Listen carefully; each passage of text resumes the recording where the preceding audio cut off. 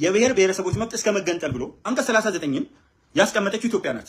መገንጠልን ፊት ለፊት የለጠፈ ህገ መንግስት አሳዩ። ሱዳን የመገንጠል መብት አላስቀመጠችም ህገ መንግስቷ ላይ። ደቡብ ሱዳን ተገንጥላ ወጣች። ጌታዬ ደርግ የመገንጠል መብት አላስቀመጠም፣ ኤርትራ ተገነጠለች። ሶማሊያ የመገንጠል መብት አላስቀመጠችም። ይሄው ሶማሊላንድ 30 ዓመት አለፋት ከተገነጠለች። ሩሲያ የመገንጠል መብትን አስቀመጠች። ባስቀመጠች በአመቱ 15 ሀገሮች ሆኑ። ስለዚህ ሰውን ለመገነጣጠል ሀገር ለመገነጣጠል እንዴት ህገ መንግስት ላይ ታስቀምጣለህ? ክፉ ካልሆንክ፣ ምቀኛ ካልሆንክ። ሁለተኛ ህገ መንግስቱ መግቢያ ላይ እኛ የኢትዮጵያ ብሔሮች ብሔረሰቦችና ህዝቦች ባለን የተዛባ የታሪክ ግንኙነት ይላል። እንዴት አይነት ነውረኛ አገላለጽ እንደሆነ፣ እንዴት ብልግና እንደሆነ። እኛን የተዛባ የታሪክ ግንኙነት ያለን እኛ ኢትዮጵያ፣ ኦሮሞ ከአማራው ጋር፣ አማራው ከትግሬው ጋር፣ እኛ የኢትዮጵያ ብሔሮች ብሔረሰቦችና ህዝቦች። ተመልከቱ፣ ይሄ አሁን የድድብና ውጤት ነው። ምንም ሌላ አይደለም። ቃል አልመርጠለትም። የድድብና ውጤት ነው። የተዛባ የታሪክ ግንኙነት የለንም። ሂዱ እዛ የተዛባ የታሪክ ግንኙነት ያላችሁ እናንተ። እኛ የኢትዮጵያ ብሔሮች ብሔረሰቦችና ህዝቦች ተጣልተን አናውቅም።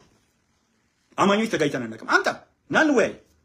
ኢትዮጵያ ውስጥ የሃይማኖት ጦርነት አለ ካልከኝ ድድብና መልክ ቢኖረው አንተን ይመስላል። ለምሳሌ ኢማም አህመድ ኢብን ኢብራሂም አልጋዚና በሴንትራል አይላንድ ክርስቲያን ኪንግደም መካከል የነበረው፣ በራሳቸው በሙስሊም ሱልጣኔቶቹ መካከል የነበረው፣ በራሳቸው በሶሎሞናውያን ወይም ሴንትራል ሃይላንድ ክርስቲያን ኪንግደም ሙሉ በሙሉ የስልጣንና የሪሶርስ ጥያቄ እንጂ የሃይማኖት ግጭት ኖሮን አያውቅም። የብሔረሰብ ግጭት ኖሮን አያውቅም። ስለዚህ እንዴት ነው ህገ መንግስቱ ላይ መወያየት ያለብን? አሁን ሁለት ጽንፎች አሉ። አንዱ ጽንፍ ብዙ ጊዜ ተሰማላችሁ፣ ህገ መንግስቱ ይታገድ የሚል ነው። በምን ይታገድ ይላል? በህግ። ይሄኛው ቡድን በጣም አስቂኝ ቡድን ነው። ህገ መንግስት በህግ ይታገድ፣ ደስ የሚል አስቂኝ ቡድን ነው። አስቂኝ የሚያደርገው ምንድን ነው? ህገ መንግስት የህጎች ሁሉ የበላይ ነው። ኢት ኢዝ ዘ ማዘር ኦፍ ኦል ሎስ፣ ኢትስ ኤ ሎው ቢሃይንድ ኦል ሎስ።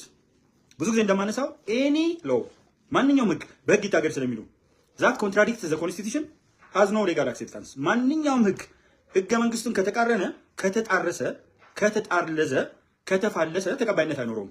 ሶ ህገ መንግስቱን በህግ ማገድ አንችልም። ለምን? የህጎቹ ላይ በላይ ነው። ማንኛውም ህግ፣ ሃይማኖታዊ አሰራር፣ ዶግማ ጭምር ከህገ መንግስቱ ጋር ከተጋጨ ተፈጻሚነት አይኖረውም። ስለዚህ ከፓርላማው ከፌዴሬሽን ምክር ቤትም በላይ ነው ህገ መንግስቱ። ከጠቅላይ ሚኒስትሩም ሄድ ኦፍ ዘ ገቨርንመንት ወይም ርዕሰ መንግስት ከምንለውም ሆነ ሄድ ኦፍ ዘ ስቴት ርዕሰ ብሔር ከምንለውም ከፕሬዚደንቱ በላይ ነው ህገ መንግስት። ስለዚህ ህገ መንግስቱ የህጎች ሁሉ የበላይ ህግ ስለሆነ በህግ ይታገድ የሚለው ገና ክርክር ሲያስነሳ እዛው ሳለ ውድቅ ነው። ትንሽ በሆነክ ትልቁን ህገ መንግስት ማገድ ስለማንችል፣ ስለዚህ ህገ መንግስቱ ይታገድ የሚለው ልክ አይደለም ማለት ነው።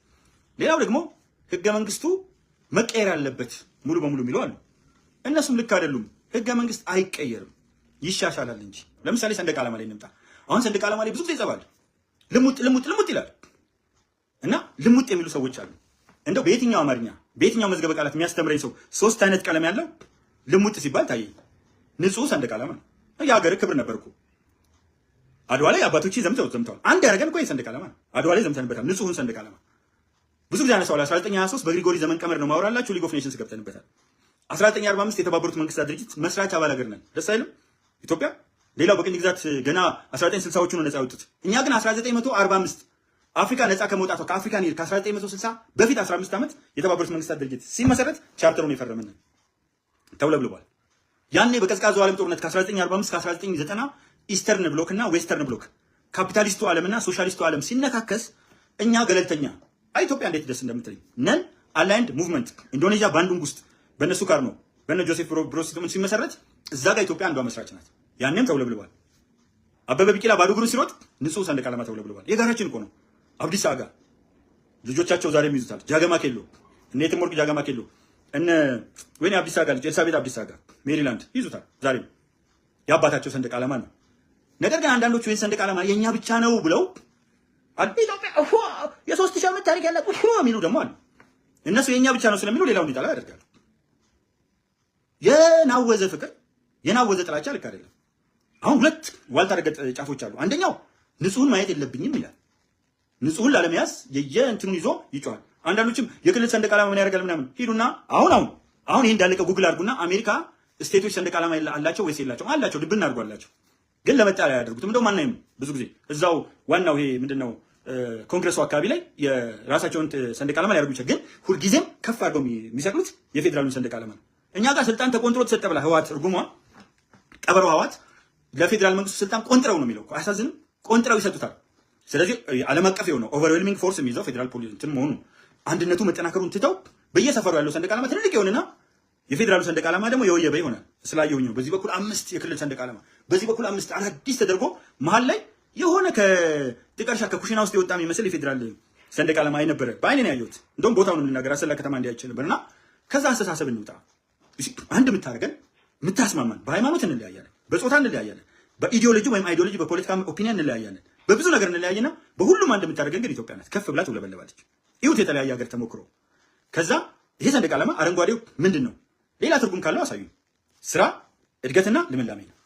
ቢጫው ተስፋ፣ ፍትህና እኩልነት ነው። ቀዩ መስዋዕትነት ነው። መሀል ላይ ያለው አርማ አለ። እሱ አርማ ያለ ስምምነት ነው የወጣው። ሀቋን እንነጋገር። ነበሩ ተወካዮች ምናምን ታው በቃ ቢኖሩም የለንም ብለው አሰቡ ሰዎች አሉ። ስለዚህ በምን እንስማማ ስንል እኔ አሁን አንድ ነገር አልኩኝ። ኦኬ ንጹሁን እንደ የፈለጉትን ብታደርጉ ልሙጥ ብለው የያዙት ሰዎች በጣም ጭንቅላታቸው ደድሯል። ልሙጥ ነው የሚሉት። እነዛኞቹ ደግሞ ባለኮከቦቹ አይታችሁ ከሆነ ይሄ አረንጓዴ ቢጫ ቀዩን ብቻ እንያዝ የሚሉ ሰዎች አሉ።